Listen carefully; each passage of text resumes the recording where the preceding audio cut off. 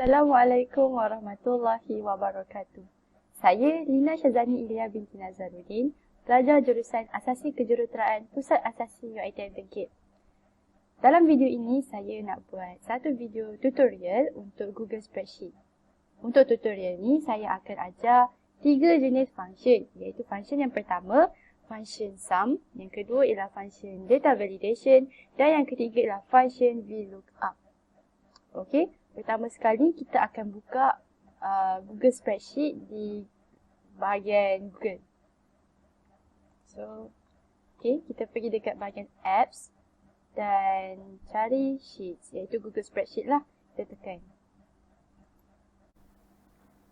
Sebelum kita membuka Google Sheets, kita perlulah mempunyai akaun Google terlebih dahulu. Jadi, untuk sign in ataupun sign up dengan akaun Google, kita perlulah tekan pada bahagian ini, sign in. Kemudian kita boleh pilih akaun yang kita pernah login ataupun boleh guna use another account. Bagi saya akan guna akaun yang ini. Setelah kita login ataupun sign up, barulah kita boleh mendapat akses kepada aplikasi-aplikasi Google yang kita boleh dapati di bahagian ini. Kemudian, kita tekan blank untuk mendapatkan satu spreadsheet yang kosong. Dalam spreadsheet ni ada banyak sel. Okey, apa itu sel? Sel ialah satu rangka yang mempunyai nama spesifik. Okey, mari saya terangkan macam mana cara kita nak namakan dia. Pertama sekali, kita kena kenal apa itu row dan apa itu column. Row ialah bahagian paksi melintang dalam spreadsheet kita. Manakala column adalah paksi menegak dalam spreadsheet kita. Jadi, untuk namakan satu sel tu, kita perlu namakan daripada nama column, kemudian barulah row. Contohnya, sel yang saya telah klik ni, namanya ialah B3. Di mana kita baca bahagian column, kemudian baru bahagian row. Contoh lain ialah saya tekan di sini. Namanya akan jadi D6. Okey? Bahagian column, kemudian bahagian row. Dalam tutorial ini, kita akan menggunakan satu set data yang bertajuk pesanan makanan kelas 3 perwira. Dalam set data ini, kita perlukan senarai menu, iaitu menu makanan dan harga untuk makanan, menu minuman dan harganya. Kita juga perlukan senarai nama murid yang akan memesan makanan. Jadi, saya telah sediakan satu template untuk tutorial kita yang merangkumi tarikh pesanan dibuat, nama, makanan yang akan dipesan, harga untuk makanan, minuman yang akan dipesan, harga untuk minuman dan juga jumlah harga untuk pesanan untuk satu pesanan. Jumlah penuh bayaran pula ialah jumlah untuk satu hari. Jadi, mari kita mulakan tutorial kita. Untuk tutorial ini, kita akan mula dengan mengisi ruangan bahagian tarikh. Untuk tarikh, kita akan pilih satu tarikh iaitu saya masukkan 7 Jun 2020. Untuk tarikh, kita boleh tukar format tarikh menggunakan ini, button format. Kemudian pilih number dan pilih date ataupun boleh juga cari format yang lain yang anda nak lah. Maksudnya ada banyak lagi. Macam saya nak yang seperti sedia ada, jadi saya tekan apply. Setelah itu, kita nak masukkan tarikh seterusnya. Katakan dalam satu minggu kan ada 5 tarikh, 5 hari. Jadi saya perlukan 5 tarikh. Untuk masukkan tarikh tu agak leceh untuk saya type satu persatu. Jadi kita boleh gunakan fungsi drag down. Kita perlukan sekurang-kurangnya 2 data. Okey, saya masukkan tarikh pertama 7 Jun, kemudian tarikh yang kedua saya akan masukkan ialah 8 Jun 2020. Okey, selepas saya tekan akan keluar begini sebab dia dah automatic. Okey, kemudian saya akan select, saya akan pilih sampai sini. Kemudian saya akan drag down ke bawah sehinggalah tarikh sebanyak mana yang saya nak. Okey. Nanti dia akan jadi macam ni lah. 7 Jun, 8 Jun sampailah kita berhenti tadi iaitu 11 Jun. Cukup 5 hari dalam 1 minggu. Beralih pula kepada bahagian nama. Untuk nama, kita andaikan semua murid dalam kelas 3 perwira ini hadir. Jadi, saya hanya perlu copy dan paste sahaja untuk senarai nama murid ini. Jadi, saya akan paste di bahagian ini. Okey? Selesai bahagian nama. Untuk bahagian makanan, kita akan gunakan data yang ada di sheet yang kedua, iaitu senarai menu makanan. Saya akan menggunakan function data validation untuk memudahkan kita masukkan data kita dalam satu set. Okey, mari saya tunjukkan. Data validation, kita perlu pilih cell range. Kemudian kita tekan data. Kemudian kita tekan data validation. Dan kita tengok apa maklumat yang kita perlu isi untuk buat data validation ni. Okay, yang pertama ialah cell range. Cell range yang kita nak masukkan data tu ialah daripada C4 sehinggalah C11. Kemudian kriteria, apa yang kita nak letak dalam kita punya cell. Dia kata list from a range. Range yang mana kan? Range daripada set menu makanan ni.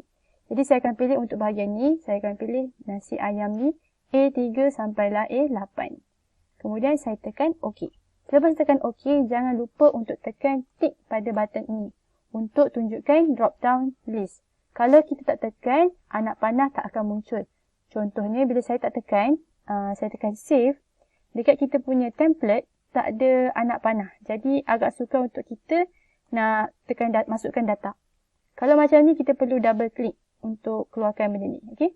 Kalau kita tekan tick tadi, dia akan muncul seperti ini. Kita tekan tick, kemudian save, dia akan muncul anak panah macam ni.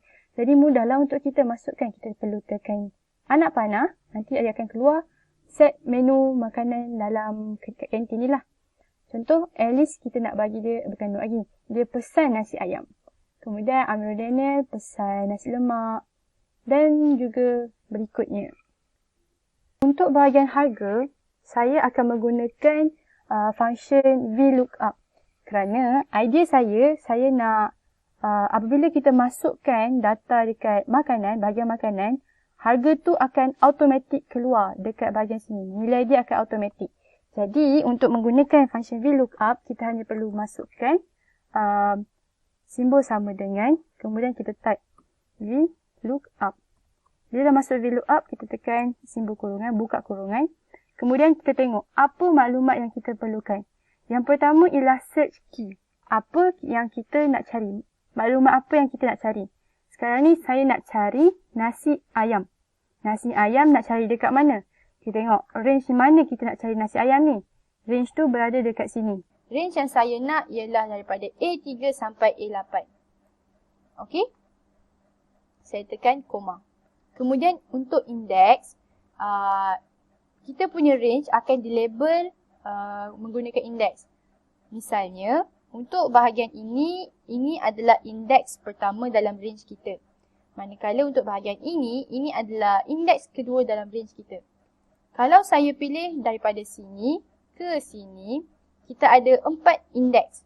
Kita akan namakan dia sebagai 1, 2, 3 dan 4. Contoh lain, kalau saya ambil daripada sini ke sini, dia akan jadi, ini adalah indeks pertama kita, ini indeks kedua kita. Jadi, untuk bahagian yang ini, saya akan ambil indeks yang kedua sebab saya nak nilai harga. Okey? Jadi, saya masukkan indeks 2. Kemudian, saya nak nilai yang tepat. Jadi, saya masukkan input false. Saya tekan enter. Selepas tekan enter, nampak tak? Okey? Jadi, nasi ayam keluar RM2. Sekarang ni saya akan drag down untuk pastikan formula yang sama diaplikasikan dekat harga yang bawah-bawah punya. Okay. Sekarang dah masuk. Lepas tu kita dapati ada yang tak jadi. Tengok ada not available. Sebab apa? Sebab bila kita zoom dekat bahagian ni, kita boleh tengok cell range kita bergerak daripada A3 berubah kepada A4. Daripada B8 berubah kepada B9. Maksudnya kita kena kunci kita punya cell range. Okey. saya akan kunci menggunakan simbol $.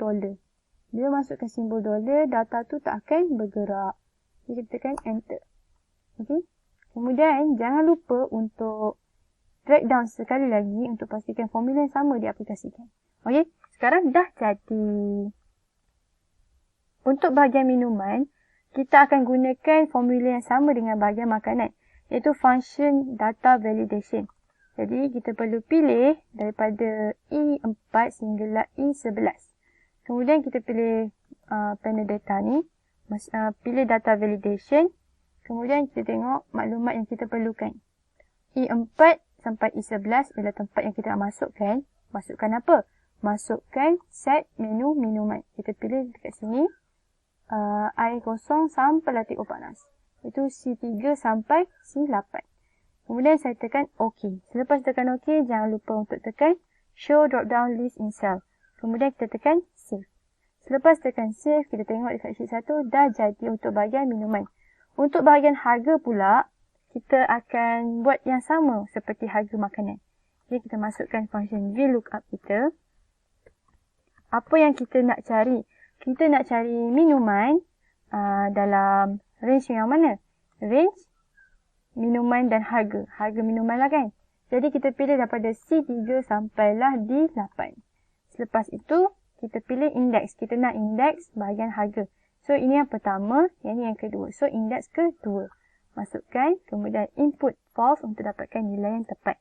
Jangan lupa untuk kunci sel kita supaya data kita tak bergerak.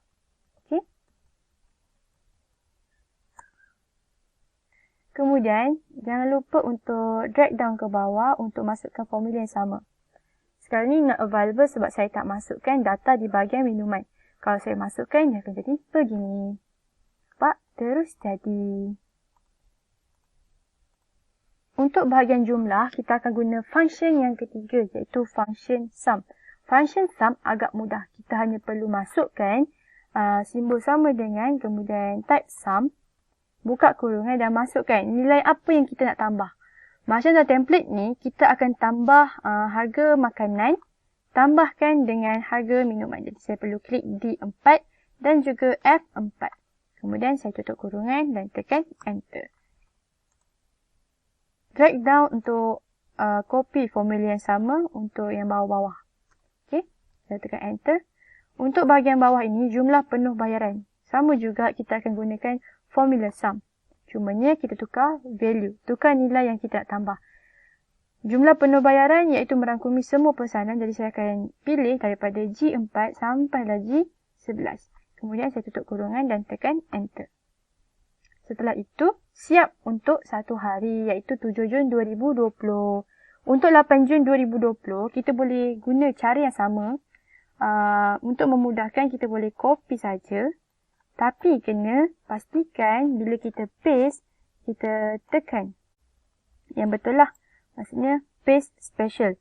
Paste special, apa yang kita nak paste? Saya akan pilih paste data validation only. Maksudnya dia akan keluar macam ni lah.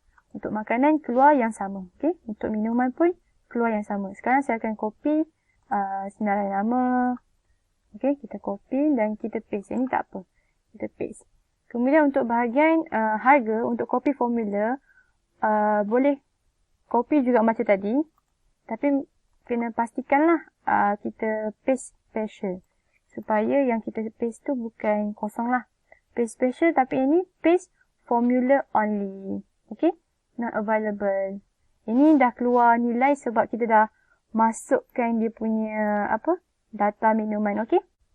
Dah selesai. Untuk tambahan, kita boleh cantikkan template kita dengan tambah sedikit warna untuk lagi senang kita nampak mengikut hari. Jadi, untuk 7 Jun, saya akan pilih selected dan pilih color yang saya nak. Saya akan pilih color pink dan kemudian untuk 8 Jun, saya akan pilih color yang berlainan iaitu color purple. Setelah itu, selesailah kerja kita. Nampak tak? Nampak lebih cantik, sedap, mata memandang. Jadi, itu sahaja daripada saya. Tamatlah sudah video tutorial untuk aplikasi Google Sheet.